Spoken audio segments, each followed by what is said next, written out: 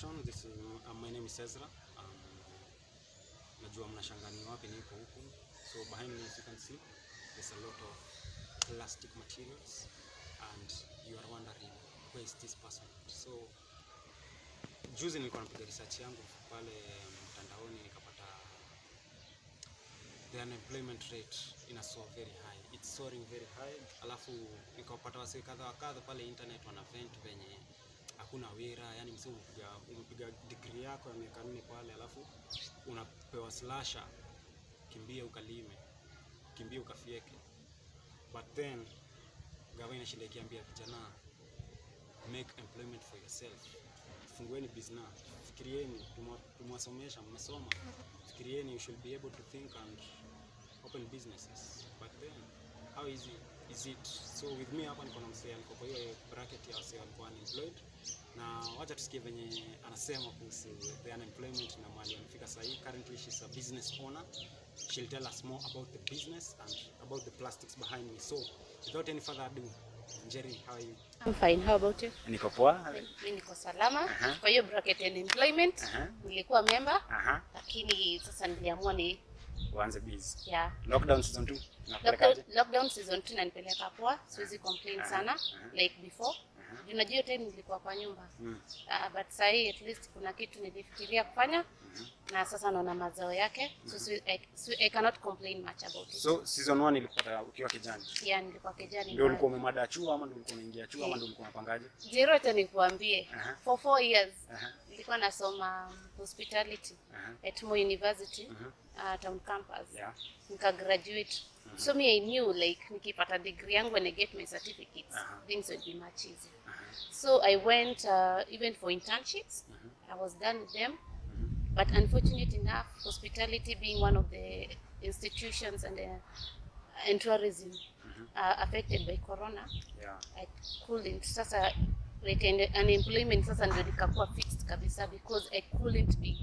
Unajua interns walikuwa wanatolewa. Obvious. Na nilikuwa member wa nilikuwa kwa hiyo category ya interns. So ikakuwa like interns, casualties, some permanent staff, they be cut off. Yeah. Sasa kutoka hapo I stayed for another whole year, which is 2020, and nikafikiria kufungua kitu kingine, nikaona siwezi tegemea karatasi. So ulikuwa ushapata internship? Yeah, nilikuwa internship. Ulikuwa umemaliza when did you finish the university? University I graduated at 2018 December. And for 2019 nilikuwa internship at Sarova. Kwanza nilianza na attachment for 3 months, then I applied for internship for 6 months. Then after being done with my internship, nikisubiri kuitwa kazi, corona ikaingia, sasa ikabidi sasa tufungiwe kabisa. So 2020 ndo nini zili rise, unemployment ikapanda. Watu wakakuwa laid off.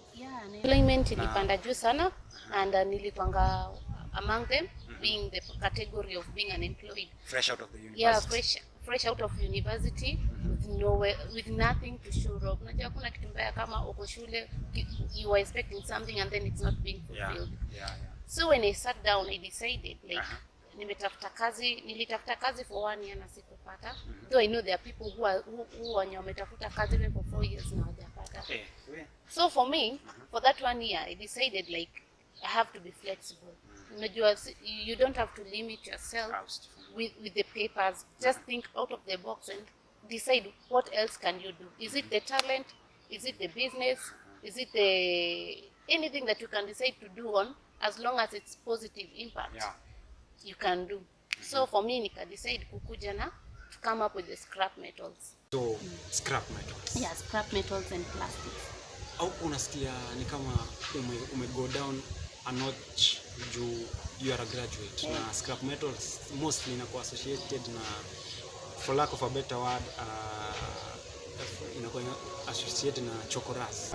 Mimi sitakudanganya, I once felt that way. Na it really took a lot of energy to decide on it. Na at first even asking from my parents, I was living at home still. Na sikuwa nataka kukaa nyumbani. So I decided like, you know what, scrap metals, after doing my own research, I did my research for 6 months. after doing my own research for about scrap metals and plastic, at first I was like, hey manze, hii kazi nitatoboa, especially for a lady like me. Unajua sisi wasichana tunapenda kazi safi. So ingine hii unaji-involve with a lot of that, of which it involves a lot of that. So you have to be really cautious with your hygiene. So will feel deteriorated some? Yeah, at first I felt discouraged, but when I looked at the bigger picture out of it, I was encouraged. And when I was encouraged, I looked even for advice from people who are involved with the scrap business. Na nikaona it's not something like I was thinking. Niliona si kitu yenye nafikiria, something which yenye actually it's a nice thing. It's about recycling.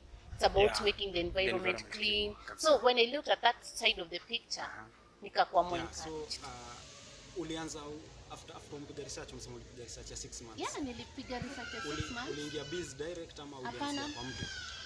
Nilipiga 6 months. Nilifanya research yangu for 6 months and I was attached to 3 places. There's a teacher called Mr. James. I'm so grateful to him. Alinifunza about plastics. I stayed with him like for 1 month. Yes. Nikaenda tena kwa Mr. Harold. Mr. Harold nilikaa na yeye for like 1 month again. Akinifunza kuhusu metals, different types of metals, kwa sababu metals they are just different. Chuma si chuma. Ukinionyesha chuma naweza kwambia ni chuma gani. But in the common sense of mwananchi, wenye hawajui mambo ya scrap, they wanaweza kwambia ni chuma tu. But chuma ni different.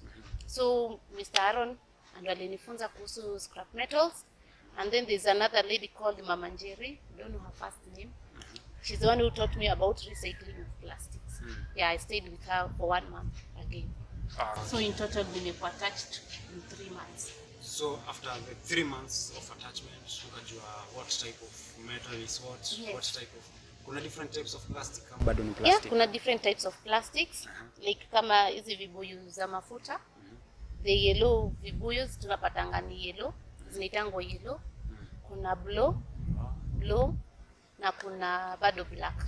So research 6 months, ukamaliza ukaingia attachment 3 months. That's almost a whole year. Yes. Considering kulifungwa 17th of March last year 2020. So for the next 9 months ulikuwa ukipiga tu research zako ukijua kwenye busy taanza. 2019. Alafu ukaanza busy. So challenge ya kwanza uliface kwa nini? Kwanza business, challenge ya kwanza ilikuanga capital. Najua especially kama hujakuwa employed, capital ilikuanga tricky. So for me, I got my capital from my close relatives, who is my father and my mother. Yes. Alafu we came up with a name called Zawadi Eco Hub Enterprise. Yeah, and it's dealing with the recycling of plastics and metals. What's your thought on the government and providing employment for the youth? First of all, to the youths, I can say that they really don't have to look forward to be employed, because for me, I was disappointed. So when they are studying, they have to open their minds and to be flexible of any outcome. And for the government, they can create for us opportunities like these ones, especially to do, me, I can speak on my side of the business, to do the tenders. They can consider the youths and the women. Yes. But the government thinks the youth are incompetent to handle. That is their side of the story, but ni venye hawajatupatia the chance to prove ourselves.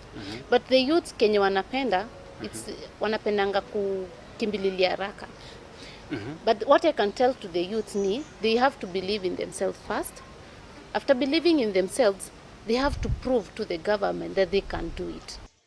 But believing in yourself and proving that requires experience, and that's where the older generation comes in, because they are more experienced than the youth. So you see, like no maana nimesema the youths don't have to look forward to be employed.